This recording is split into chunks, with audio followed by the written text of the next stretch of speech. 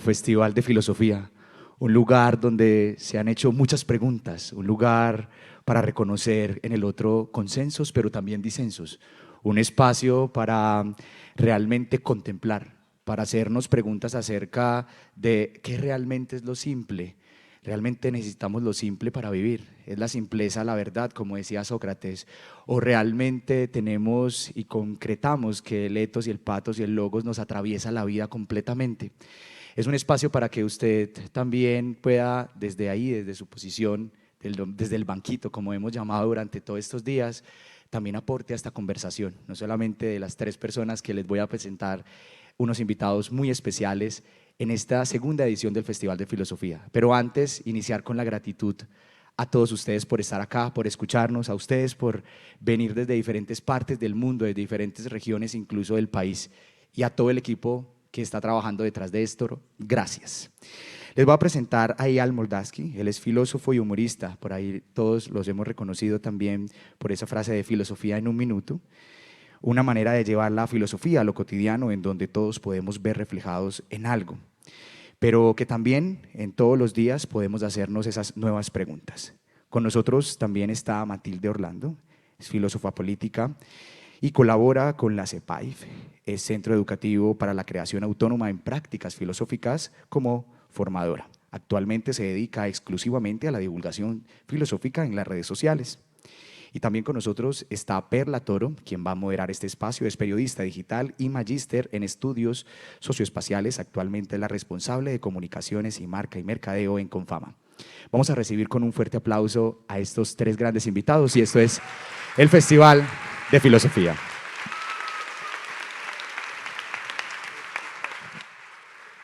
Bueno, muy buenas tardes para todas y para todos. Gracias por estar en este espacio. Muchas gracias a Rafa por esa presentación y muchas gracias a Matilde y a Eyal por estar en esta tarde con todos nosotros.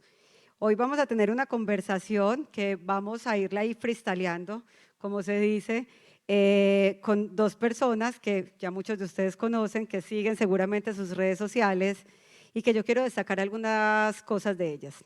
La primera es que cuando miraba las redes de Matilde, cuando navegaba bien en ellas, me encontraba como la declaración que Matilde hace cuando arranca con sus plataformas. Y es que le encontré algo que me parece supremamente valioso en nuestros días y es que invita a una conversación amorosa, a una conversación tranquila, a una conversación respetuosa. Tan necesarias esas palabras en nuestros días.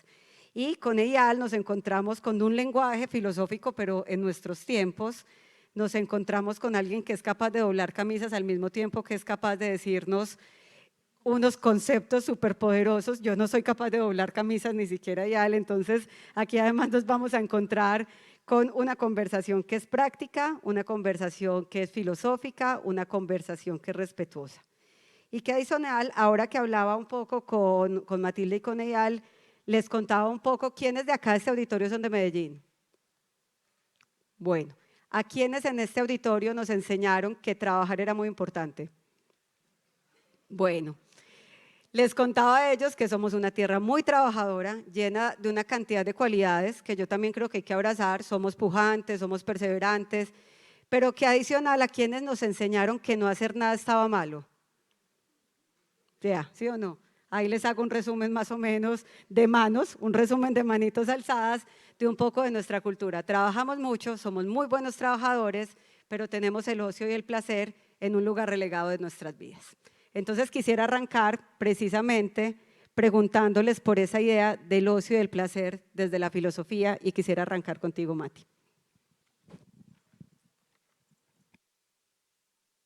Bueno, muchas gracias. ¿Se escucha así?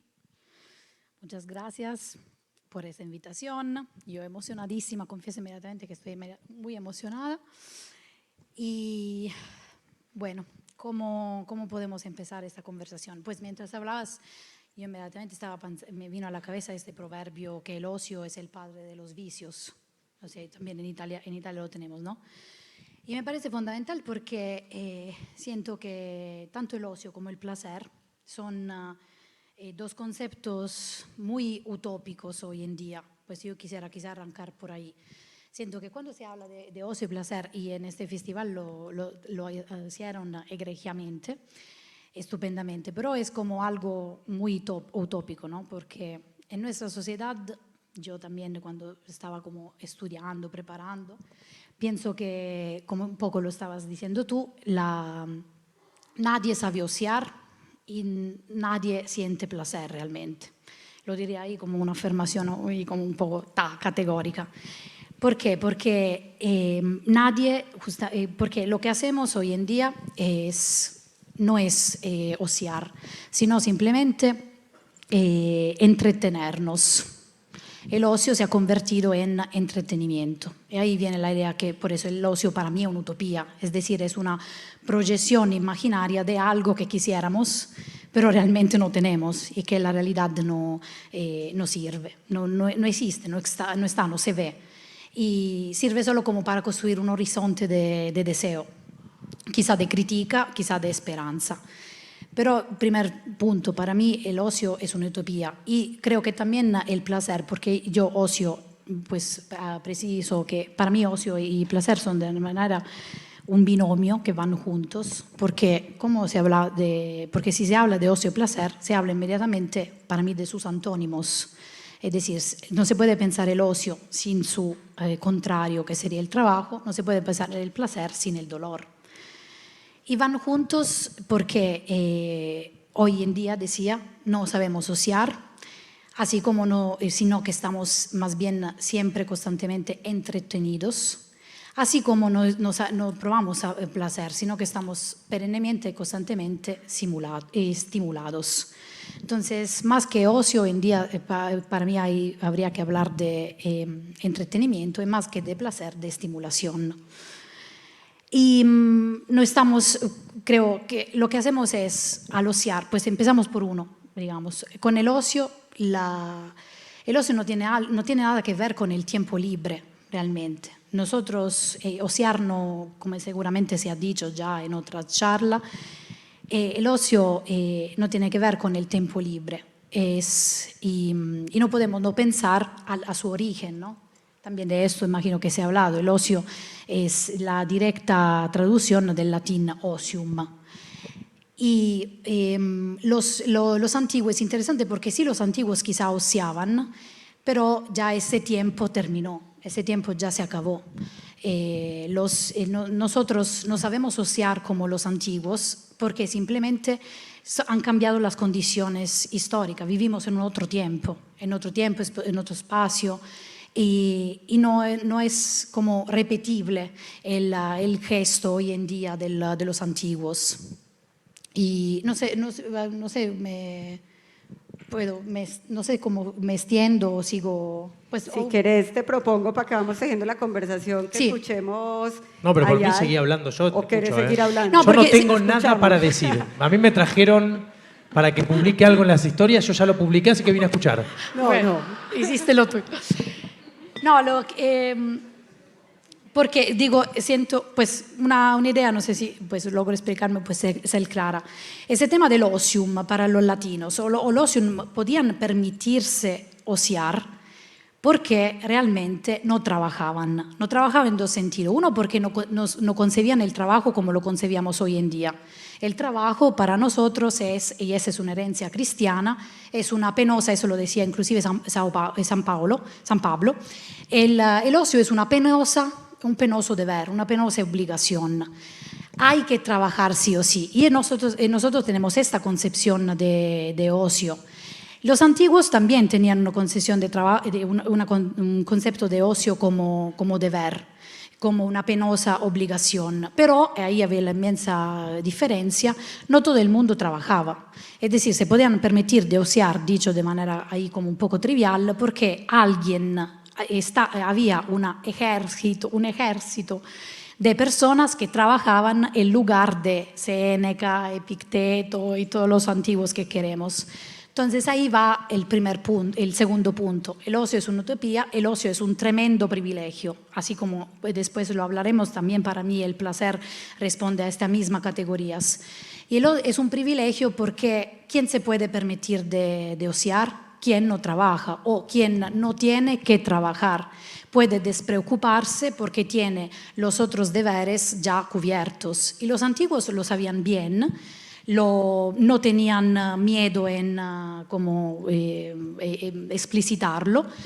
Y tenían también completamente, daban por sentado la idea que la sociedad se tenía que construirse según este clasismo. La sociedad antigua, pocas veces lo recordamos, se habla mucho de la democracia antigua, pero no se dice, no se recuerda, poco a menudo se recuerda que la democracia se construía sobre el sistema de la esclavitud. Esclavitud que un sistema de privilegio que incluía los esclavos y también la exclusión, era una sociedad muy excluyente, la exclusión de las mujeres, de las personas, de las mujeres que eran consideradas como animales, de los niños que eran infantes, es decir, sin nombre.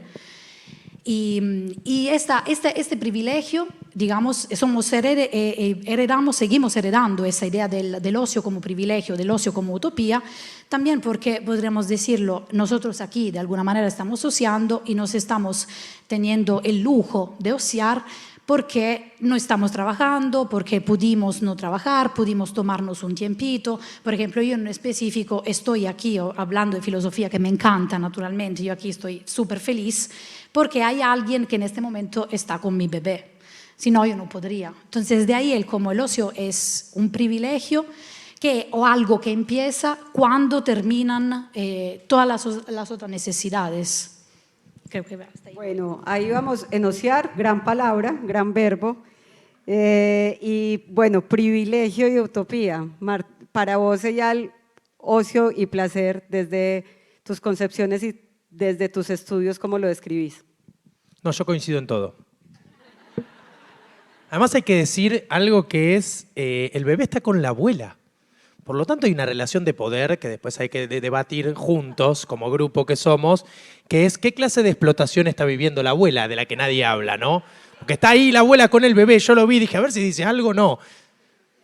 Que me gustan las lecturas marxistas, viste que es lindo porque es como que cuando uno se cruza con lecturas marxistas, se permite decir cosas como, ¿vos sabés por qué Platón escribió La República? Porque era burgués, porque tenía un ejército de esclavos a su alrededor, y vos decís, es verdad. Hay que sublevarse. A mí yo lo que pienso, también no tengo nada para decir.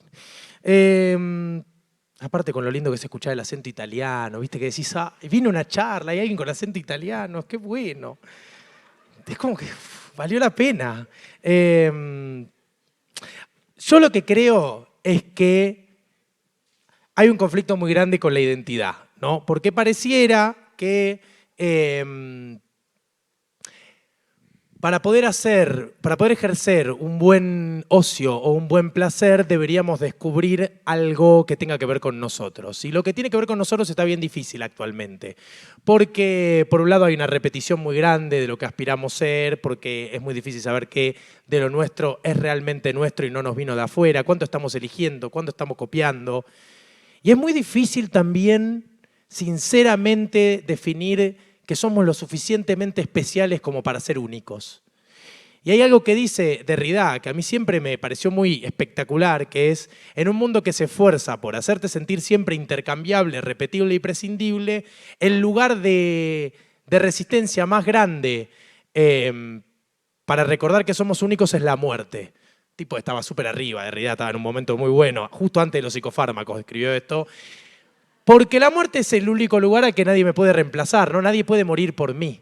La experiencia de la muerte es única y irrepetible y entonces es un primer punto para decir, bueno, quizás hay algo mío que no le corresponde a nadie más. Entonces ese es como un primer paso para trazar algo que es la identidad y en última instancia que es el placer. Lo que pasa es que cómo uno hace un trabajo honesto para saber qué le es propio y qué le es identitario y qué cosas vienen de uno y no vienen de afuera. Esa pregunta, para mí, no tiene una respuesta muy clara, ¿no? Los antiguos tenían una idea del examen, el autoconocimiento, qué expectativa hay en conocerse y preguntarse uno por uno, ¿no?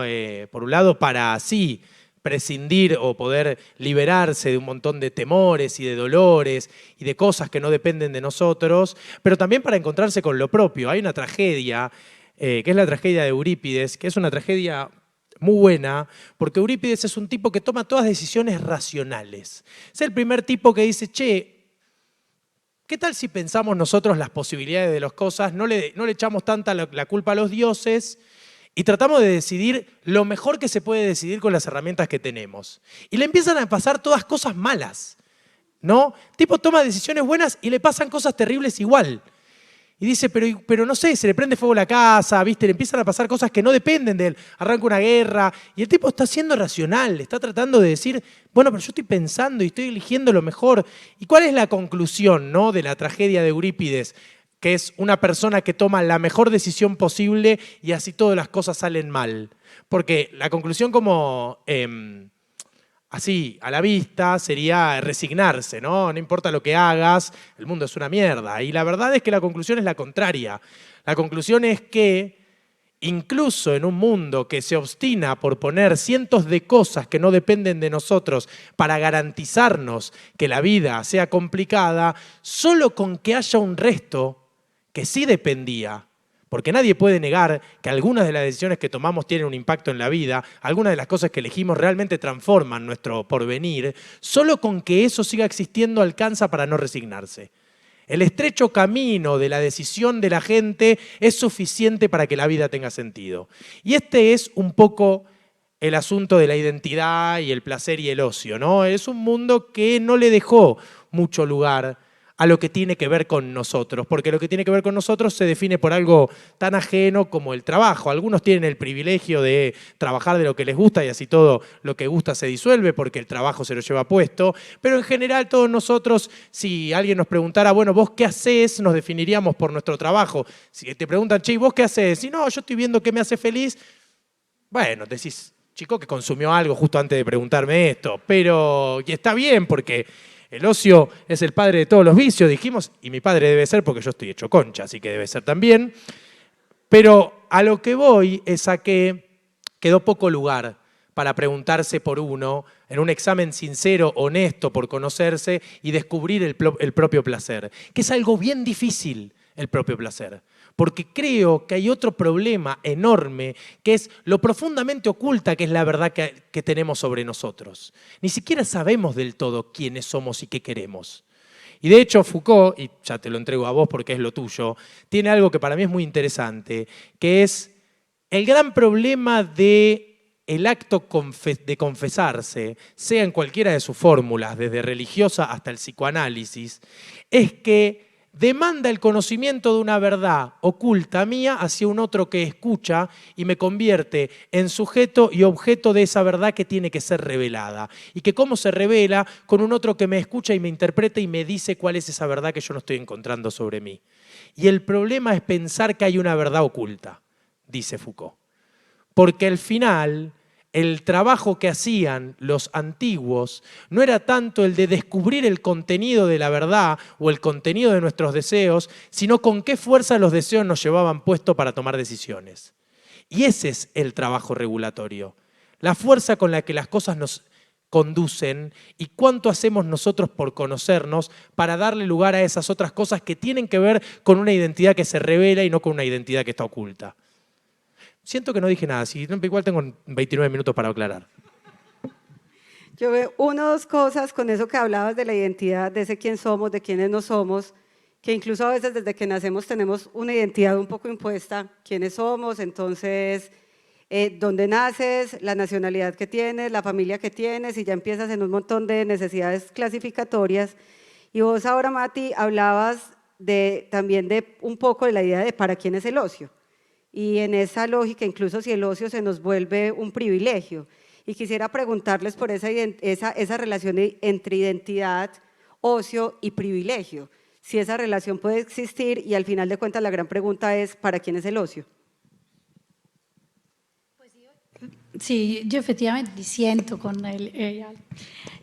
Pues no estoy tan de acuerdo con lo que acaba de decir porque estaba pensando justamente que en esto me repito, creo que la comparación con el mundo antiguo hoy no tiene ningún sentido porque estamos directamente en otra dimensión. Y no tiene sentido porque también, creo, llego a la pregunta, espero, que no tiene sentido porque a un griego le hubiera parecido y como ridículo que una afirmación como el trabajo dignifica el hombre.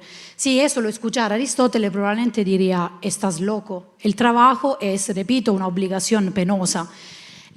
Si es posible, hay que reducirla al mínimo.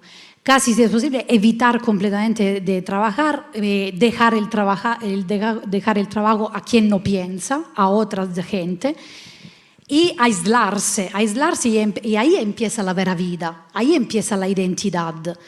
La identidad para el griego no se construye a partir del trabajo. El trabajo no representa la realización, un espacio de realización del hombre. Y de ahí, por eso es como estamos en un plano completamente diferente, porque hoy en día se escucha y estamos como el capitalismo, naturalmente, lo llevo inmediatamente a colación, porque de eso se trata. La lógica capitalista nos ha enseñado que el trabajo es lo que dignifica el hombre y su trabajo, el hombre lo que hace. ¿Qué haces? Como dice, ¿no? Por eso no trabajar se convierte en un momento, pues se transforma en depresión. El desempleado para nuestra sociedad es un desechable. El desempleado no existe, no tiene identidad el desempleado. Mientras que los antiguos los griegos como Séneca, digamos, era lo que hoy en día llamaríamos un desempleado. Era una persona que no hacía nada más que ociar. Pero a partir de ahí construyen la identidad. A partir de estas prácticas, como yo sí soy muy fan de Foucault, lo digo inmediatamente, Foucault es para mí, lo ha dicho todo. Y Foucault habla justamente, dice, la filosofía, cuidado, él se dedica los últimos años de su vida en estudiar el mundo antiguo, naturalmente desde su lente, no se dice lente, se dice, bueno, desde su punto de vista. Y al final dice, cuidado con las versiones pulidas y neoliberales del estoicismo. Obviamente, como hoy, como por ejemplo la que escuchamos, las frases estoicas transformadas en meme, conviértete, sé el dueño de ti mismo, es como como es la frase, no te preocupes de lo que no puedes controlar. Estas frases, este estoicismo en píldoras que se ha convertido en memes, para Foucault también diría son ridículas. Hoy no se puede ser estoicos, es imposible ser estoicos hoy. Sí, pueden postear memes estoicos como quieran, pero no somos estoicos, no podemos ociar como los estoicos por el tema del privilegio y también porque la filosofía de estoicos, hedonismo, que son un poco nuestros temas, eran filosofías prácticas, eran ejercicios espirituales, pero prácticos, es decir, ser estoico, ociar, no era tanto rascarse la barriga, era ponerse, como construir a través de una serie de prácticas, como la premeditación malorum, como un cierto tipo de dietética, un régimen dietético, una serie de prácticas que involucraban el cuerpo y que servían para construir otro yo, para construir otra identidad, para construirse como sujeto. Con palabras de Foucault, eran ejercicio de subjetivación. Hoy estamos en otra dimensión completamente, entonces no sé, me perdí. No, buenísimo. Es buenísimo que se perdió en su propio laburo. ¡Wow!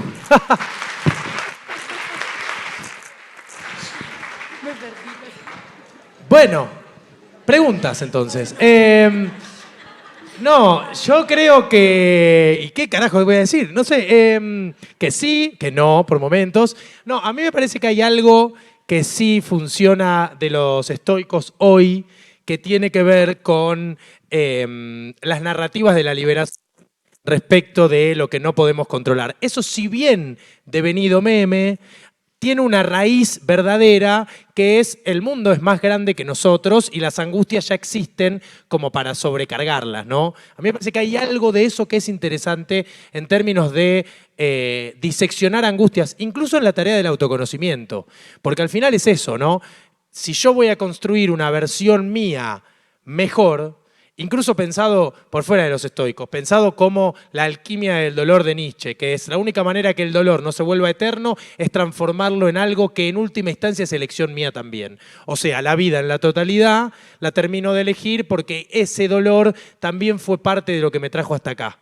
Dicho de una manera muy resumida, esa alquimia de transformar el dolor en algo que saca una versión mía un poco menos inocente que la anterior y un poco más disponible para ciertos procesos de preguntas o de angustias o de amores.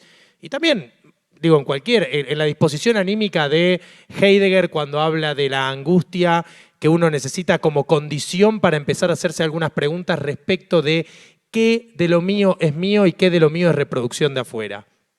Eso, que siempre son tareas que orbitan alrededor de cierto proceso de autoconocimiento y de abrirse a la disponibilidad de preguntas incómodas, atraviesan los tiempos. A mí me parece que ahí hay una raíz que era noble. Después yo coincido que hay cosas del mundo antiguo que ya no funcionan más porque, digamos, tampoco las sociedades avanzan y los conocimientos se acumulan. Es obvio que había condiciones sociales muy distintas y que hoy también la construcción del sujeto y de lo individual y de la importancia del sujeto y de creer que todos somos únicos es una narrativa que tampoco calzaría bien en el mundo antiguo, no funciona de esa manera. Pero sí creo que hay algo que es transversal y que es interesante y que arranca quizás en el trabajo de autoconocimiento que proponen en ese momento Séneca, Epicuro, los estoicos, que tiene que ver con qué tarea voy a hacer yo para sacar otra versión de mí mismo, que es más moderada, con más control, porque al final es eso, ¿no? Es anteponer pasiones sobre pasiones para que uno no sea... Hay un concepto de Foucault que siempre me pareció espectacular, que es, vivimos hablando de una esclavitud que viene de afuera y nunca de la esclavitud propia, que es la persona que está sometida a cualquier proceso de pasiones que le sucede.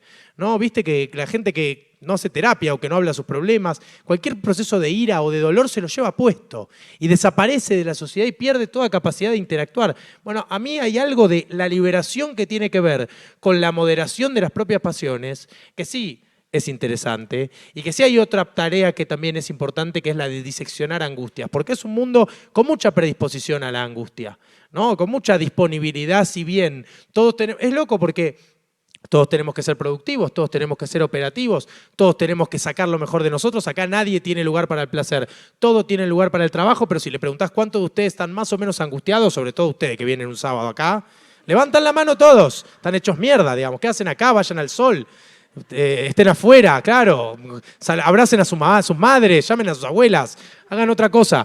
Entonces, hay algo de que hay una angustia que es la pasión que modera la vida cotidiana, ¿no? El 90% de los memes son sobre todo acá en Latinoamérica al menos, sobre los trabajos precarizados, sobre cuánto tiempo de nuestra vida para generar algo, sobre la crisis, sobre el dolor, sobre la angustia. Y sin embargo, dentro de ese espectro o de ese abanico que es lo que angustia la vida, hay algunas preguntas que son un poco más significativas a la hora de conocernos a nosotros. Esa disección a mí sí me sigue pareciendo interesante.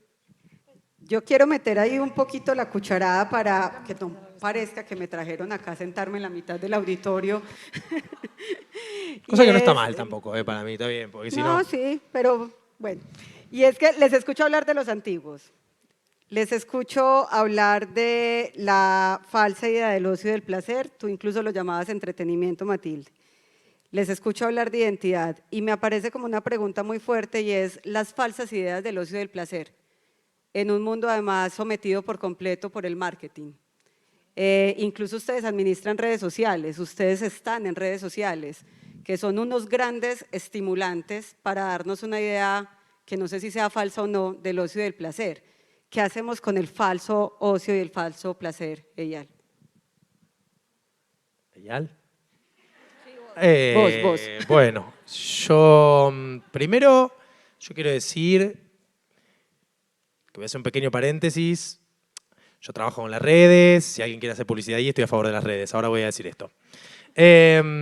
No, ¿qué creo con...? Algo hablábamos en la charla de la mañana que a mí siempre me pareció muy lindo, que se lo leí a Kierkegaard, que es esta idea de la diferencia que hay entre divertirse y evitarse, ¿no?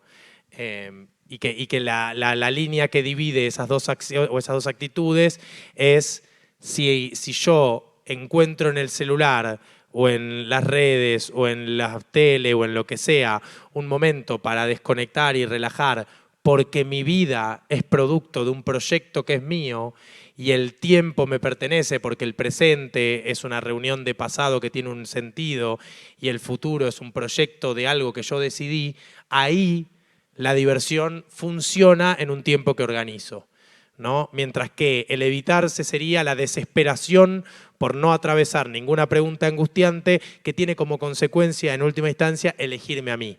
Porque al final la angustia, como decíamos recién, es ese proceso o esa disposición emocional que suspende el sentido, ¿no? Si yo hago una vida o tengo una vida que tal vez nunca me frené un segundo a preguntarme por qué hago lo que hago, por qué me levanto a la mañana, voy a un local, atiendo, por qué estoy en esta cosa, por qué estudié esto que estudié, por qué trabajo de lo que trabajo. Si nunca me hice esa pregunta y simplemente fue un mandato de mi familia, un mandato de mis padres, la sociedad, lo que hacían mis amigos, porque al final las elecciones parecen siempre individuales y parece que tenemos tanta información disponible que elegir bien es solo cuestión de leer más y al final elegir es muchísimas veces copiar lo que hacen otros y rezar porque salga todo bien. Bueno, si yo nunca me hice ninguna pregunta, la angustia es ese momento o esa disposición emocional en donde pasa algo que suspende el sentido del mundo y me recuerda que lo único que lo sostenía era yo, en última instancia. Es esa cadena de elementos a la mano, que era el trabajo, la vida cotidiana, las relaciones. Bueno, el último factor que le daba sentido y ordenaba eso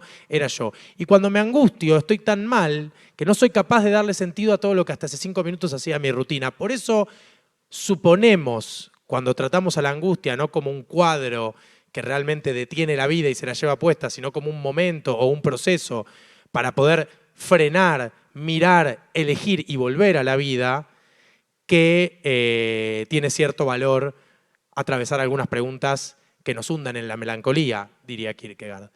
Esa es la persona que tiene el falso placer sería alguien, entiendo, que nunca atravesó nada y que está tan desesperado por no hacerse ninguna pregunta que corre atrás de cualquier cosa que le apague el cerebro o le evite esa pregunta. Y eso en realidad, esa persona está muy desesperada, ¿no? Esa persona es como que no tiene presente y todo se le vuelve muy pesado, porque también cuando estás tan desesperado por evitarte, todo te aburre, todo se agota. Porque la vida se ordena alrededor de la evitación y entonces las cosas empiezan a ser insuficientes y ves una película y no te interesa y lees un libro y lo dejás y agarrás el celular y pasás de aplicación a otra. Yo tengo un muy amigo acá que está con nosotros, que tiene una actividad espectacular, él saca el teléfono, abre el mail, abre por el mail, no sé por qué siempre arranca en el mail, porque no hay nada interesante en los mails, descubre que no hay nada interesante, se va a WhatsApp, ve que no le escribió nadie y se va a Instagram a ver historias. Y cuando se aburre de eso, vuelve al mail. Es un círculo vicioso, yo no lo vi en mi vida. Te digo, es una cosa rarísima lo que hace. Y así está con el teléfono un ratito que si lo dejas está 15 minutos en silencio. Y ese tipo, digamos, de evitaciones serían las que se vuelven difíciles porque nada nos llena, porque nada ocupa sentido en el términos del proyecto, que es elegir una vida, ¿no? Ahí es donde la diversión o el placer funciona porque tiene un lugar en un tiempo que es nuestro. ¿Qué pensás vos, Mati? ¿Funcionó? Un momento casi me perdí como vos y dije, bueno, sigo un poco más a ver dónde termina. No, por un lado yo quisiera decir que sí, quizá puede ser que las preguntas son las mismas, porque quizá el ser humano, sí, yo también creo de alguna manera que las grandes preguntas filosóficas son las mismas, las respuestas son diferentes y depende del contexto histórico en la que estamos. Entonces sí, volviendo atrás, como sí puede ser que los antiguos se angustiaban. Esto, no sé, puede ser que sí que se angustiaban, pero no la llamaban angustia y tenían una gran diferencia de Nietzsche, porque Nietzsche habla desde la muerte de Dios, entonces se acabó cualquier horizonte trascendental, se murió Dios, no hay nada más allá. Los antiguos pensaban o se angustiaban desde la idea que igual el cosmos es un cosmos ordenado, existe un destino, y entonces de ahí viene la idea, no te preocupes, no te angusties, igual hay alguien siempre en el que confiar. Ellos los llamaban logos, lo llamaban racionalidad, logos universal, lo llamaban hay como una fe en algo más allá. Hoy no tenemos ningún espacio, ningún horizonte trascendente y me parece por eso nos angustiamos mucho más y peor. Y para mí no hay solución porque deberíamos, lo digo así, no hay solución posible porque deberíamos quizá empezar a inventar otra noción de ocio, repensar completamente el ocio. A partir quizá de la posibilidad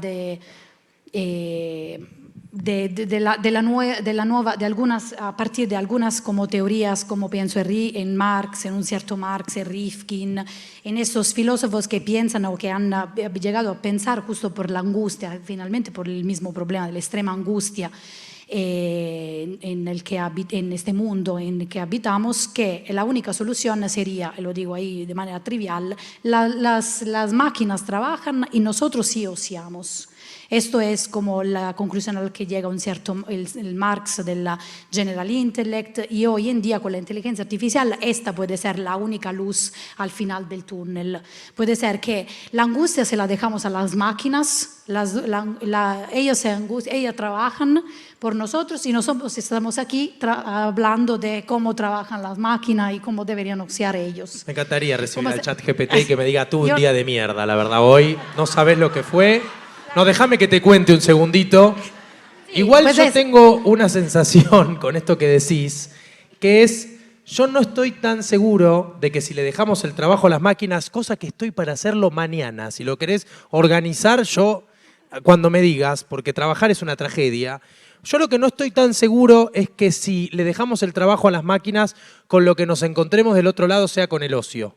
A mí me da la sensación y tengo la sospecha de que si bien el mundo se ordenó alrededor del trabajo porque hay privilegio y porque las condiciones materiales y toda la estructura ideológica con la que yo estoy de acuerdo de cómo se ordenó el mundo alrededor del mercado del trabajo, también creo que en cierta medida, no tan grande como para fundamentar el proceso, pero sí como parte de la construcción de identidad, le depositamos al trabajo parte de quienes somos porque no nos queremos enfrentar a la pregunta, ¿no? Entonces yo me pregunto si realmente, en caso de que dejáramos de trabajar, nos encontraríamos con más gente en el ocio o con más gente angustiada. Porque al final el trabajo ordena. Ordena el sentido, ordena la identidad, ordena la rutina, y el desorden es sumamente angustiante. El desorden es complicado, ¿no? Cuando uno define quién es por lo que hace, también le escapa a la pregunta, ¿no? También se le ordena. Yo estoy a favor de la rutina. A mí la rutina me parece espectacular porque el caos es complicado.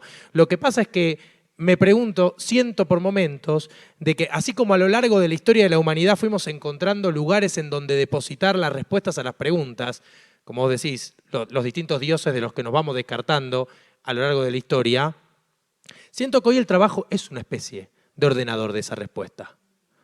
¿Por qué pensás que no? Aquí es donde yo miro acá. ¿Está bien, está bien?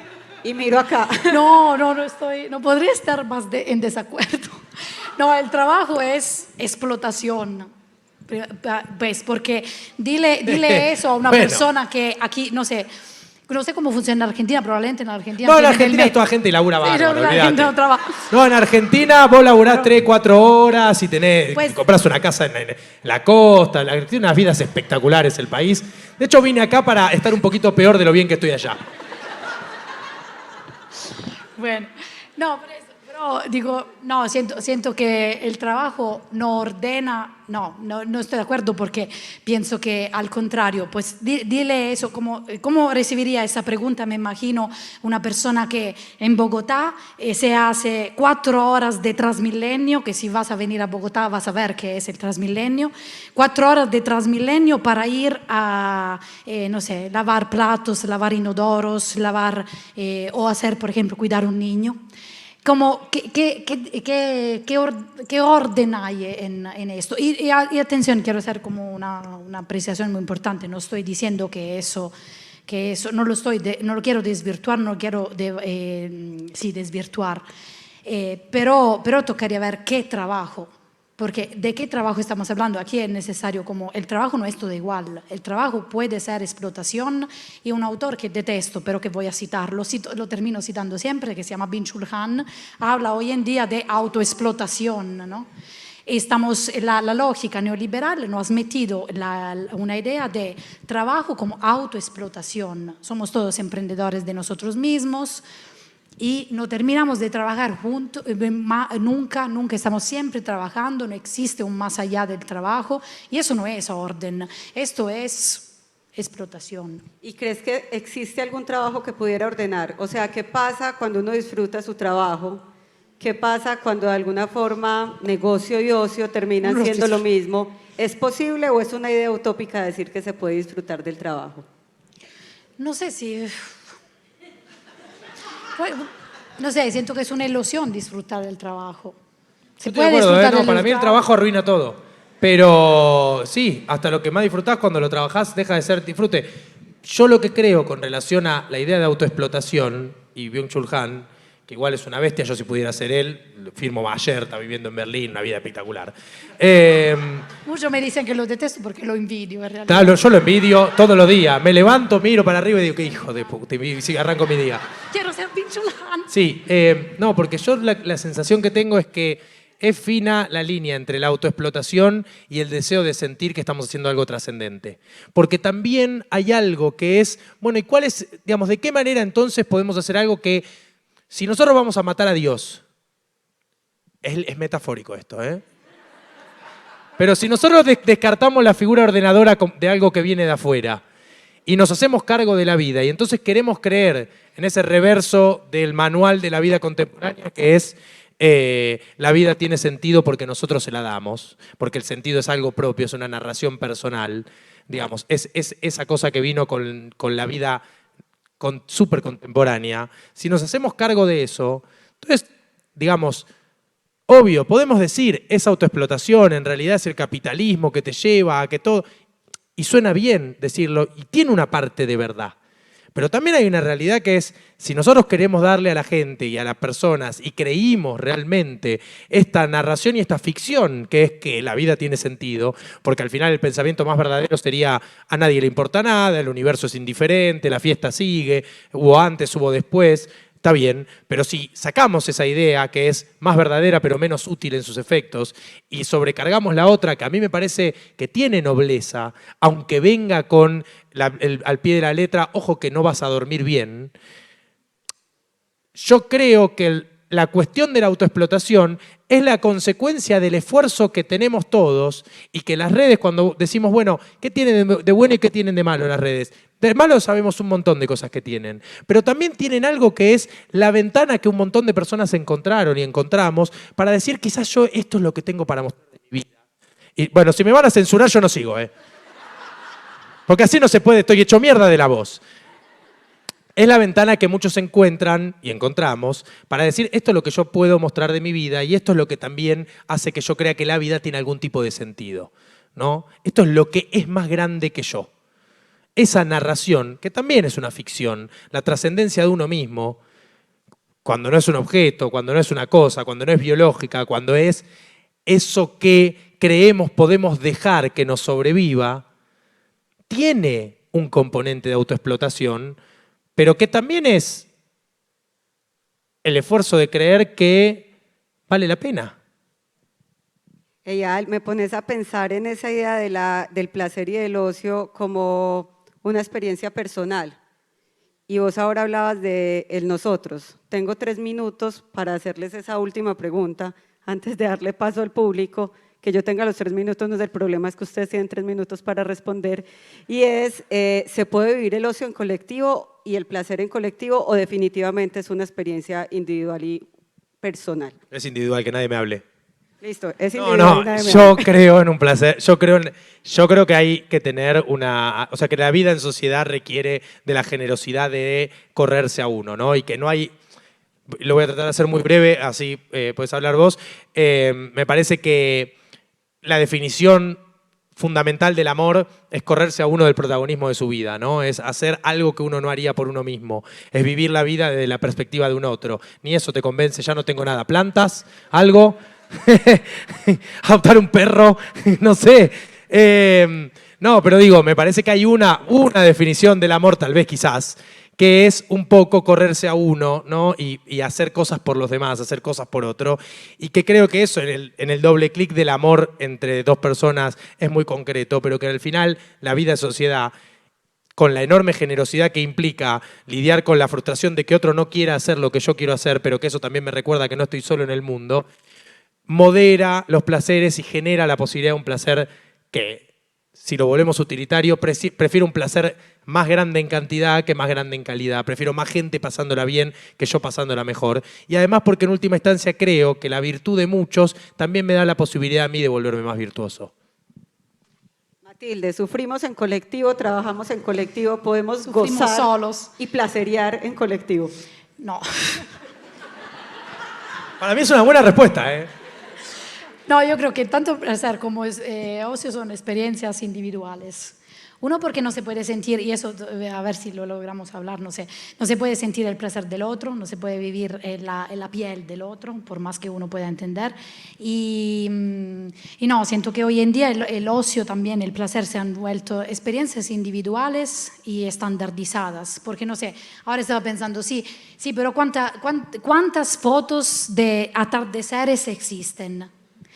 Que uno dice, Todas me emocionan lo mismo. Sí, tomando una foto del atardecer, y eso sería como ver, no, entre las cosas, desconéctate, se hablaba antes, en desconectarse, no sé, mirar el atardecer. ¿Cuántas fotos de atardeceres existen idénticas y estandarizadas? Es decir, no hay un tipo de ocio, de placer que sea original de alguna manera. Estamos simplemente repitiendo y estamos hijos de nuestras condiciones. Coincido, pero mientras te lo creas, ¿está mal? Sí. Sí. Sí, está mal. Oh. Está mal porque es como vivir en una burbuja. Es como vivir en una burbuja y olvidarse que mientras tanto en este momento que estamos hablando, hay mucha gente que está trabajando, mucha gente que la está pasando mal, el mundo está funcionando, hay guerras, hay genocidios, hay un desastre ambiental. Y sí, si yo la estoy pasando mal, todos lo deben pasar mal, no, tampoco. Pero es como, no sé, el placer individual termina siendo egoísta de toda manera. Pero entonces, ¿debería de ser colectivo? O Debería por lo ser menos utópicamente. Utópicamente, quizá. Pero es que mi tesis es que no tenemos el concepto todavía. Una vía podría ser el superdesarrollo de la inteligencia artificial. Yo tengo esa teoría y a mí me miran mal cada vez que digo que si se desarrolla bien la inteligencia artificial dejamos de laburar. Pero la gente dice que eso no va a pasar, que el mundo es un lugar muy malo. Y un poco les creo, pero yo pienso que puede pasar. ¿Sí? Bueno, No sé. hasta ahí llego yo. Digo que sí.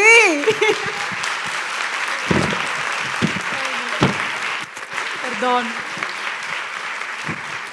Bueno, de verdad hasta acá llego yo. Ahora es la hora de cederle las preguntas a quienes en realidad pueden hacer buenas preguntas, que es el público.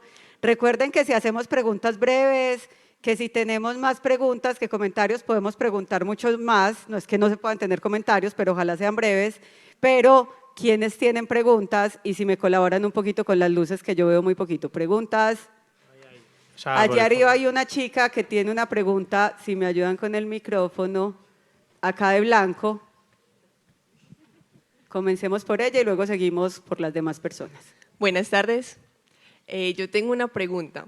¿Qué opinan o qué piensan ustedes respecto, por ejemplo, cuando uno siente como satisfacción o placer al hacer sentir a otra persona satisfacción o placer? O sea, ¿eso es posible? ¿Eso realmente es genuino? ¿O es como solamente una concepción de, como lo mismo, una burbuja? O sea, ¿lo ven original o no? ¿O eso sí es posible? ¿Hoy? Bueno, para mí se puede. Hay una premisa que es lidiar con el mundo interior de otras personas es confiar, ¿no? Porque como bien dijo, no podemos nunca saber el interior del resto, ¿no? Nunca vamos a entrar al interior de los demás y saber si disfrutan como yo disfruto, sienten placer como yo siento placer. Hay un acto que tiene que ver con, bueno, creer que el mundo está habitado por personas que se me parecen y que lo que tenemos en común, que es el lenguaje y la forma de comunicarnos, funciona para expresar mundos que más o menos se tocan. Yo creo que sí, uno puede. De hecho, me parece que en el banquete hay un buen trabajo de esto, cuando Alcibíades plantea que él está enamorado de Sócrates y Sócrates no le da bola. Lo dice con estas palabras, es impresionante lo adelantado que estaba. Pues estoy citando de memoria. Entonces, no, y él dice que él aprendió cómo lidiar con un amante y aprendió también la vergüenza que le da que esa persona no lo ame y que en el acto de aprender a amarlo descubrió cosas de la otra persona y en la vergüenza descubrió cosas de sí mismo. Entonces hay algo de ese juego que tiene que ver con conocer a otro y el autoconocimiento.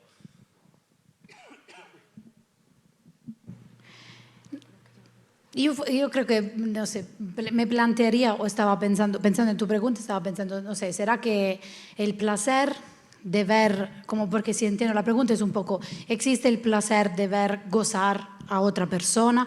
Y quizá me estaba preguntando, puede ser que yo pues, siento placer porque realmente, egoísticamente, estoy yo sintiendo placer comparándome o simplemente como reflejándome en la otra persona. Sí. Entonces, Sí. Acá habían otras manos levantadas. Entonces, aquí hay dos. Un desastre. La persona de rojo y tú también, el que está en la otra esquina. Bien, buenas tardes. Yo la escribí. Cuando pensamos en el ocio y en el placer, siempre surge la pregunta del para qué, y eso es propio de nuestro sistema. En últimas, hay que tener espacios de ocio y placer para ser más productivos. Entonces, aquí va la pregunta. Yo estudié filosofía y hay una frase de Wittgenstein que siempre que habla de filosofía la recalca, es: la filosofía es darse tiempo. Y cómo en una sociedad como la actual nos podemos dar tiempo. ¿Qué le puede decir la filosofía a una sociedad como la nuestra que necesita esos espacios de ocio y de placer precisamente para encontrar el sentido y para construir la identidad, una nueva identidad? Y no reducir la filosofía a un recetario de máximas para sobrellevar la angustia. No, bueno, porque eso para mí es autoayuda. Claro, que es una diferencia que está buena trazar. Yo no creo que la filosofía sea autoayuda, ¿no? La filosofía no es un recetario de cosas.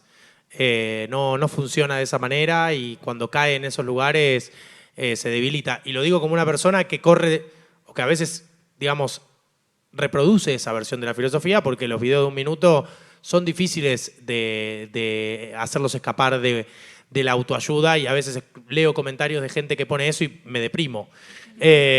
Claro, uy, ¿cómo me ayudó? ¡Qué bajón! Elimino el video. Entonces, por un lado, no creo que la filosofía tenga que ver con eso, creo que la filosofía tiene que ver con mucho más con lo que venía diciendo recién Matilde, que es la angustia de lo que no entendemos, ¿no? La dificultad de dar sentido nosotros a algo, ahora que le sacamos ese lugar del sentido trascendente a las cosas que ordenaban, ¿qué hacemos con nosotros? Y me parece que también el placer, el ocio, el aburrimiento, si son condiciones para la contemplación y no para estar derrotado en la vida, ¿no? No ese caer finalizado, porque como bien dice ella, si yo fui 12 horas a trabajar y después me tomé 2 horas de un colectivo y llegué a mi casa y me acosté en el sillón o en la silla o lo que sea, esa persona no es una persona que va a contemplar. Obvio que se necesitan condiciones materiales para que aparezcan ciertos estados. Y este no es un mundo ordenado alrededor de la contemplación o de la búsqueda de quiénes somos nosotros y cómo ser mejores nosotros. Pero si pudiéramos encontrar algo que nos permitiera aburrirnos, para que eso sí nos ayude a contemplar el mundo y pensar un poco en nosotros y en quiénes queremos ser y en qué cosas nos angustian y en qué dolores son propios y qué dolores estamos importando de afuera, bueno, ahí podría empezar a ver algo, no como un recetario, sino como un examen consciente que está abierto, ¿no? Digo, que me parece que ese también es un punto muy interesante de lo que dice Foucault, que es que no es un examen para revelar una verdad, es un examen para mantenerse en examen, porque funciona en la constancia, en el desarrollo del tiempo, de redescubrirse a uno. De acuerdo. No, estoy de acuerdo. Siento que hacer filosofía, pues agregaría, sí, estoy de acuerdo realmente, agregaría que quizá en un mundo donde vale solo producir, donde impera el utilitarismo, quizá hacer filosofía, estudiar filosofía podría ser un acto de resistencia, de alguna manera. Pero hacer filosofía, y eso es un poco lo que siento yo, pero al mismo tiempo, repito, hacer filosofía podría ser también un acto de un privilegio, porque estudias filosofía claro. Y después, ¿qué haces? Entonces, como, no sé, no sabemos, ¿qué haces? Estás completamente mal. Wow. Y la filosofía no. Agregaría que la filosofía no sirve para... En Argentina sale mucho lo de manejar Cabify después de estudiar filosofía, es algo que se funciona bárbaro. Pero la filosofía, estoy súper de acuerdo que no tiene nada que ver con los manuales de autoayuda. Al contrario, la filosofía sirve para deprimirse más. Bien. Por allí así que si a alguno le está yendo bien hoy, está fracasando la charla. Por allí teníamos, yo creo que tenemos como espacio para un par más. Hay alguien que ya tiene el micrófono y ¿dónde hay más manos? Y si quieren acá para que tengamos 2 chicas, 2 chicos, aquí a la chica que tiene el cabello rubio y crespo para que tengamos aquí diversidad de voces y de opiniones. Dale voz y aquí y haríamos la última para ir cerrando. Vale, yo un poco retomando como varias ideas de la charla y veo que, digamos, sí o sí hay un principio en donde es un privilegio poder ociar, ya sean los antiguos por no sé, principio de esclavitud o modernamente una esclavitud moderna en donde realmente todos estamos medianamente esclavizados y solamente cierta esfera puede adquirir este espacio de ocio o incluso identidad, aunque sigue siendo capitalista y excéntrica. Al momento de hablar de esta inteligencia artificial que nos puede derivar a todos y quitarnos trabajo, o sea, que alguien se coma esa mierda a fin de cuentas, y viene siendo la inteligencia artificial en este caso, en este principio, ya que vimos capitalismo y algo de marxismo, si creemos que eventualmente se va a ver una repartición de riqueza en cuanto a tiempo y ocio, o simplemente gente que ya es rica y manipula y mantiene la inteligencia artificial, va a ser aún más rica y los demás vamos a tener esta angustia de simplemente ya no tengo ni trabajo, ni cotidianidad, ni ocio, ni nada. Yo creo que el mundo está re con ganas de repartir, así que en ese sentido tranquilo, vos dale que es un mundo que se viene organizando, repartiendo las cosas, así que no va a pasar nada grave. O sea, es difícil esta pregunta, efectivamente. Porque sí, es una pregunta que si la inteligencia artificial y su desarrollo viene con las diferencias de clase y con las diferencias capitalistas, digamos, si se mantiene. Por ahora pareciera que sí, que efectivamente también la IA viene con sus... no sé. Hay que fusilar al chat. Esta está súper difícil. Tenés una frase genial, me perdí. Me perdí. Vamos con la última. Es que sí, no está, es verdad, igual, tampoco hay una respuesta, es difícil saber. Es difícil porque... ¿Cómo no? Tomá, no sabemos, ¿está bien? ¿Alguna otra pregunta que no sepamos? La última pregunta, dale tú, ya tienes el micrófono, Sí, ¿o no? sí. Hola, Sí. buenas tardes. Yo quería preguntar a partir de... Bueno, dale. Sí, pregunte. Después, lo hacemos las 2. Hacemos las 2, sí. ¿Qué opina? Yo quería preguntar a partir de lo que comentaba Eyal de la noción del amor como correrse a uno mismo del protagonismo de su vida y justamente si hay posibilidad de un placer en el sacrificio, como esta idea de Simone Weil del amor como salirse de uno mismo para ver al otro, muy a lo Foster Wallace de la libertad de los sacrificios constantes que hacemos por los otros y si puede haber placer y sentido en el sacrificio, que usualmente se asume más como un dolor. Yo acá, ella no me va a bancar, pero yo en esta soy re pro amor. Para mí, yo soy re comedia romántica. En Argentina diría re cornudo, en el sentido, viste, de que triunfe el romanticismo y que el mundo se ordene porque el amor ganó y esas cosas. Entonces, mi respuesta acá, que es de postura y no sé si tanto de orden práctico, es que uno desarrolla placeres que incorpora de gente que ama. Esta es mi respuesta. Es decir, comienza, si querés, como un acto de sacrificio, que yo creo que no lo es estrictamente de sacrificio porque me parece que el motor del amor tiene la nobleza suficiente como para que lo que esté pasando ahí sea, en términos de Badiou, la construcción de un sujeto de verdadero, que ahora es de a 2 y no de a 1. ¿no? Yo no creo que me sacrifico en el sentido de que me corro. Yo creo que comienzo una construcción distinta a la que era mi vida anterior. Como si dijera, como dice Rosenzweig, el enamorado es alguien que no tiene pasado, ¿viste? La persona que ama no se acuerda de quién era ni de quién iba a ser. Solamente es alguien que ama. Después sí, viene lo otro, que es que el amor está atado a la duración. O sea, el amor, para hacer una construcción de verdad, debería resistir el paso del tiempo y debería construir ese sujeto verdadero que atraviesa las dificultades de construir algo a dos.